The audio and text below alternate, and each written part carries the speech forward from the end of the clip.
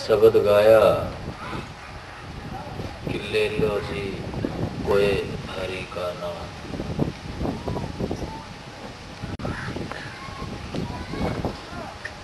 कि हरि नाम के भंडारे भरे हुए हैं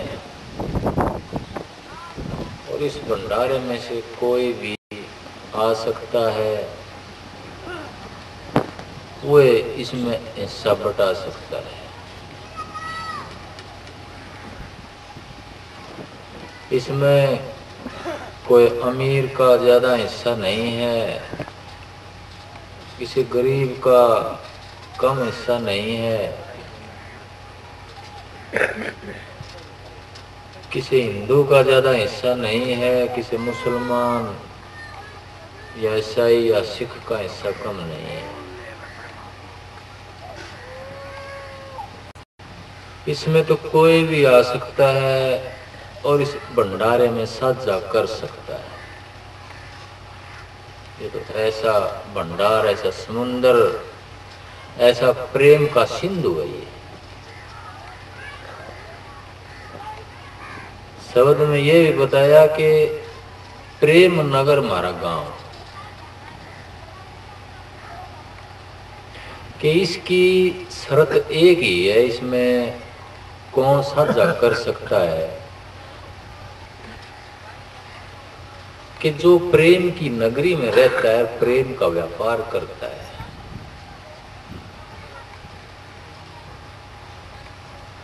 प्रेम ना खेत उपजे, प्रेम ना हाट बिकाए,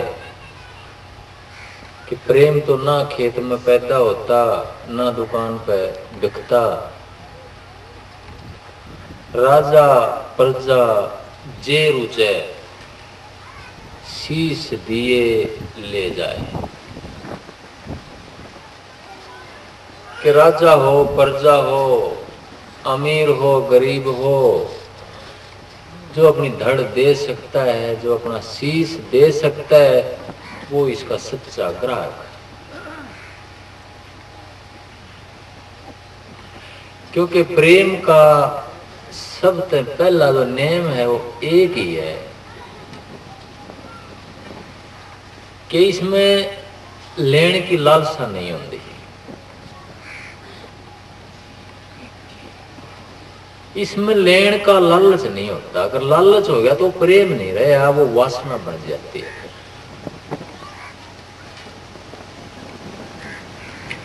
प्रेम में वासना में इतना ही फर्क है कि वासना में हमारे अंदर लालच पैदा हो जाता है, हमारे अंदर स्वार्थ पैदा हो जाता है, एक लेने की भावना पैदा हो जाती है कि मैंने इसके लिए कुछ कराया है तो इसने भी मेरे लिए कुछ करना चाहिए,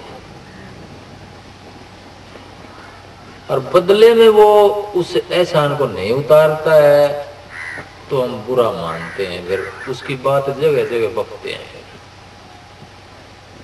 कि देखो मैंने इसके लिए सब कुछ करा था, मैंने समाज के लिए सब कुछ किया था, पर मेरे को कुछ नहीं मिला। तो ये प्रेम नहीं रह जाता, ये वासना बन जाती है। इतना ही फर्क है प्रेम और वासना में कि प्रेम माँ बच्चे का प्रेम है। माँ बच्चे से क्या चाहती है? कुछ नहीं चाहती।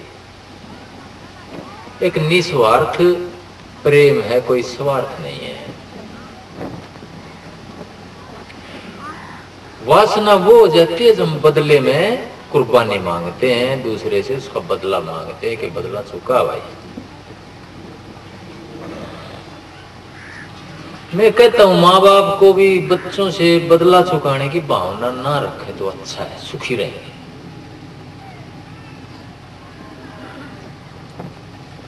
अगर उनका पालन पोषण ये समझ कर करते हैं कि हमारी मदद करें, कुदरती उनका फर्ज होता है मदद करने का, करनी भी चाहिए उन्हें, और नहीं करते तो ये सोच कर चलना चाहिए कि हमारी मदद किसी आदमी ने नहीं, स्कूल मालिक ने करनी, हमारे व्यवहार ने करनी। जिस आदमी का व्यवहार होगा, जिस आदमी का, जिस बुजुर्ग आदमी का व्यवहार अच्छा होगा, पड़ोसी भी आ जाते हैं उसको दूध लेकर के, चाय पानी पिलाने के लिए। बस यही है कि इच्छा रखो तो उस परमात्मा की रखो, मांगना है तो उस परमात्मा से मांगो, और परमात्मा को ही मांगो। मैं कहता हूँ उसको भी ना मांगो तो अच्छा है। अपना कर्म अच्छा करते चलो, वो तो अपने आप आ जाता है दिल के अंदर। दिल को खोल कर जो आदमी चलता है, बड़ा दिल करके चलता है, जो आदमी दिल को बड़ा करके चलता है, प्रेम बांटता चलता है, उसमें परमात्मा भी घर कर लेता है, उसमें चांदना हो जाता है उस दिल में।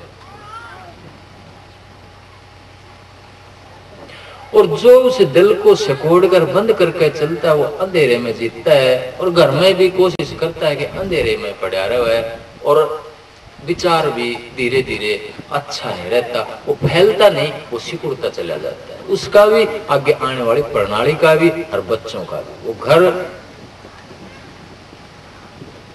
दो धार होती है। सत्संग से क्या मिलता हमारे को?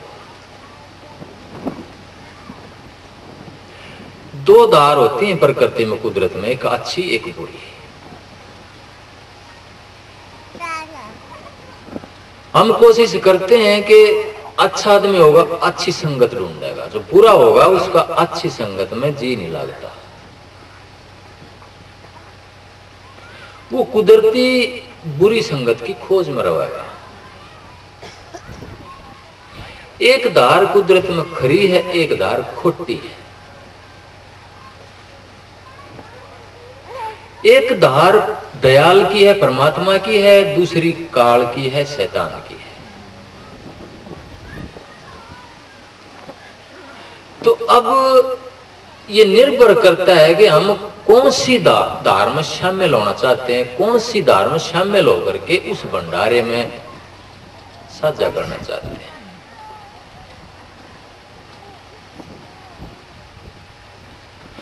अगर सत्संग करते हैं, अच्छी संगत में बैठते हैं, तो अच्छा विचार बनता है। मैं कहता हूं आप चांदने में रहते हैं, फिर अंदर में आप ब्रह्म ज्ञानी हो जाते हैं।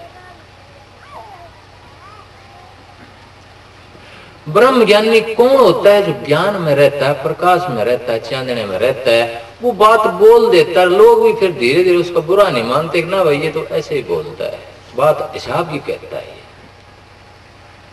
एक बार बुरा मान भी जाएंगे, आप भी हिल जाओगे, ऐसे हालात हो जाते हैं। लेकिन धीरे धीरे जो उस मालिक पे, कुल मालिक पे, उस खरीदार पे विश्वास रखता है, उसमें बैठता है, उसमें चलता है, तो कुदरती जो काल की धार है, जो डिगाने के लिए आती है, जो हवा का झोंका आता है, गर्म हवा का, वो चला जाता है।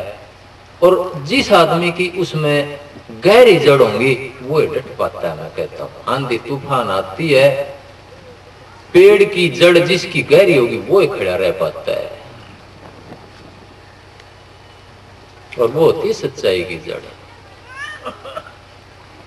दूसरा जो घास की तरह नीचा सिर कर लेता है, जो तूफान आता है तो वो भी डटा रहता है। यानी कि जो आदमी अहंकार में नहीं जीतता, जो झुकना जानता है, जिसके ऊपर फल है, मिठास है, तो फल वाला पेड़ कुदरती झुक जाता है।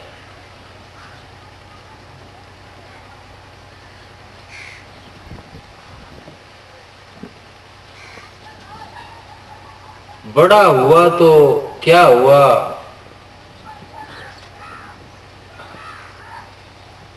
जैसे